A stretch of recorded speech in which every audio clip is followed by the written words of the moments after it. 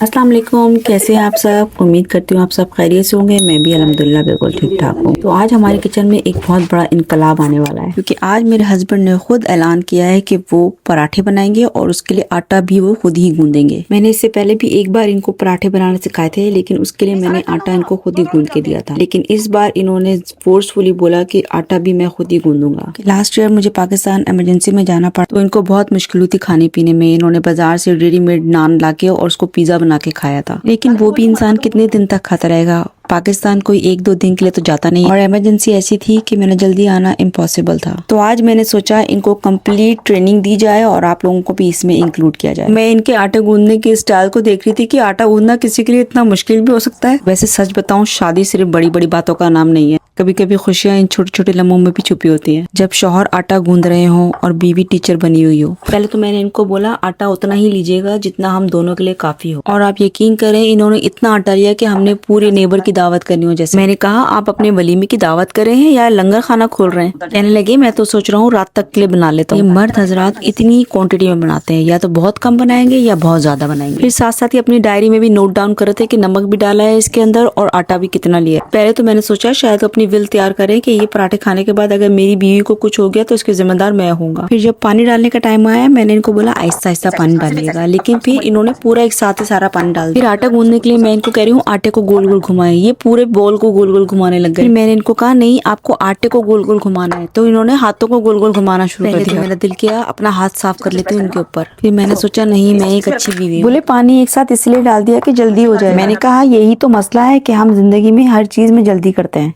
रिश्तों में भी, फैसलों में भी और आटा गूंदने में भी। इन सब चीजों को इकट्ठा होने में टाइम लगता है। इनके इसमें 2 फायदे हो रहे थे। एक तो इनको लाइफ का ज्ञान मिल रहा था, दूसरा इनको आटा गूंदने की टेक्निक्स पता चल रही थी। मैं इनको साथ साथ ये भी सिखा रही थी कि साथ साथ किचन समेटना भी होता है। जो चीज जहाँ से ली जाती है उसको वापस वहीं रखा जाता है। खैर मैं कोशिश करी थी कि एक ही दिन में सारा बर्डन इनके ऊपर ना पड़े, क्योंकि ये बोल रहे थे ऑमलेट भी मैं खुद बनाऊंगा, चाय भी मैं खुद बनाऊंगा, पराठा भी मैं खुद बनाऊंगा और आटा भी मैं खुद गूंदूंगा। मैंने कहा किचन क्लीनिंग का नाम क्यों नहीं ले रहे, कि वो भी तो आपको खुद करना है। तो कहने लगे हाँ हाँ कर दूंगा, कोई मसला नहीं है। तो ये भी कोशिश कर रहे थे कि मैं कुकिंग में इनकी हेल्प ना कराऊं और सारा कुछ इनको खुद करना पड़े, और कहीं ऐसा ना हो कि क्रेडिट मैं भी ले जाऊं कि मैंने भी बनवाया इनके साथ। मुझे कहने लगे मुझे आप सिर्फ टीच करो, बाकी सारा काम मैं खुद कर लूंगा।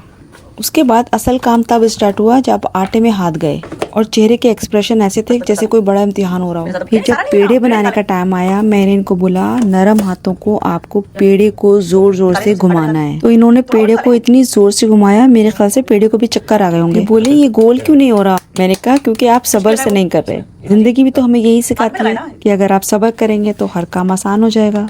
कभी कभी बीवी को भी शौहर को ऐसे ही सिखाना पड़ता है, प्यार से, इज्जत से और हंसी मजाक से। मैंने कहा देखिए आज आप ये किचन में काम कर रहे हैं तो आपको लग रहा होगा कि घर चलाना आसान काम नहीं है। तो बोले हाँ मैं तो समझ रहा था बहुत आसान होता है पराठा बनाना। अल्लाह ने मियाँ बीवी को एक दूसरे का सहारा बनाया है। जब शौहर हेल्प करता है बीवी की तो मोहब्बत बढ़ती है। ऐसे ही जब बीवी इज्जत देती है शौहर को तो घर में सुकून आता है। छोटे छोटे काम मिलकर करना, यही तो असल मोहब्बत है। मैंने कहा आप स्क्वायर पराठा बनाए, गोल तो आपसे बनेगा नहीं, आप स्क्वायर बनाए पहले। कहने लगे नहीं मैं तो बना लूंगा, गोल ज्यादा मुझे इजी है। मैंने कहा अच्छा चले ठीक है, लेकिन गोल हम फिर किसी दिन बनाएंगे, आज आप सिर्फ स्क्वायर बनाए। मैंने कहा चलो स्टार्ट तो सही किया है, अच्छा बन रहा है पराठा। साथ साथ में इनको इंकरेज भी कर रही थी कि बहुत अच्छा बना रहे हैं, आप तो मेरे से भी अच्छा बना रहे हैं। तो हंस के बोलने लगे या ऑल राइट।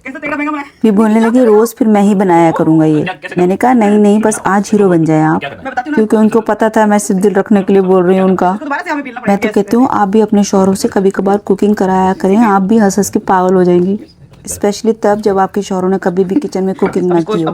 खैर इनका स्क्वायर पराठा भी टेढ़ा हो गया था, तो ये अब मुझसे पूछ रहे थे कि अब मैं इसको कैसे ठीक करूं। मैंने कहा अब आपको या तो मुझे देना पड़ेगा इसको, या फिर आपको रीशेप करना पड़ेगा। पराठे बनाने के चक्करों में चाय का पानी उबल उबल के पागल हो गया। मैंने कहा पत्ती तो मैं डाल दूं। कहने लगे नहीं, जब सब कुछ मैं कर रहा हूँ तो चाय में पत्ती भी मैं खुद ही डालूंगा, क्योंकि आज का नाश्ता मैं बना रहा हूँ और मैं नहीं चाहता कि आप बोलो कि चाय आपने बनाई है।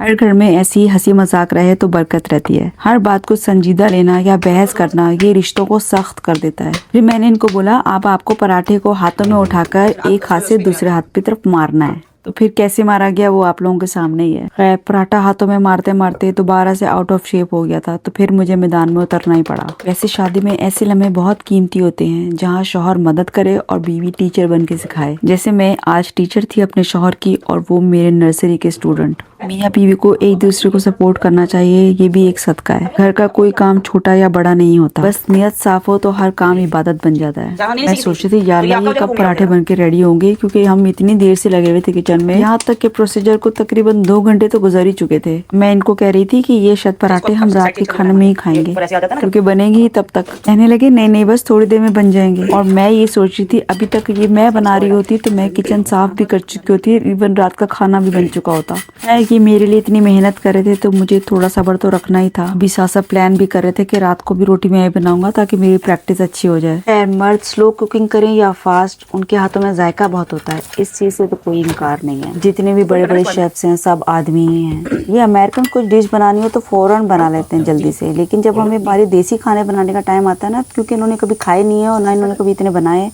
तो इसलिए इनको इतनी मुश्किल हो रही है बनाने में, सीखने में। शादी के बाद इन्होंने ये देसी खाने खाने स्टार्ट किए। शादी से पहले अपने घर में मैं ही थी जो खाना बनाती थी। कोई भी ओकेजन होता था, कोई दावत होती थी, या इवन किसी को पिकनिक पे भी जाना होता था तो वो मुझसे ही बोलता था खाना बनाने के लिए। पूरे खानदान में मेरे हाथ का खाना बहुत फेमस था। लेकिन मेरी शादी जिससे हुई है उसको इतना कुछ पकाने तो नहीं आता। हाँ शौक है पकाने का, लेकिन पकाना नहीं आता। चले ये भी ठीक है, एक को पकाने का शौक है और एक को खाने का शौक है। दोनों एक जैसे हो तो जिंदगी वैसे भी थोड़ी डिफिकल्ट हो जाती है। और इससे अच्छी बात और क्या होगी कि जिसको पकाना नहीं आता और वो किचन में जाके आपके लिए ट्राई करे कुछ बनाने की। टेस्ट में वो चीज बेशक कैसी भी हो, लेकिन उनके हार्ड वर्क और एफर्ट्स को फुल मार्क्स जाते हैं। कुछ लड़कियां सोचती है ना शादी से पहले कि हमें कुकिंग नहीं आती तो काम चल जाएगा, वो हमें बना के खिला देगा।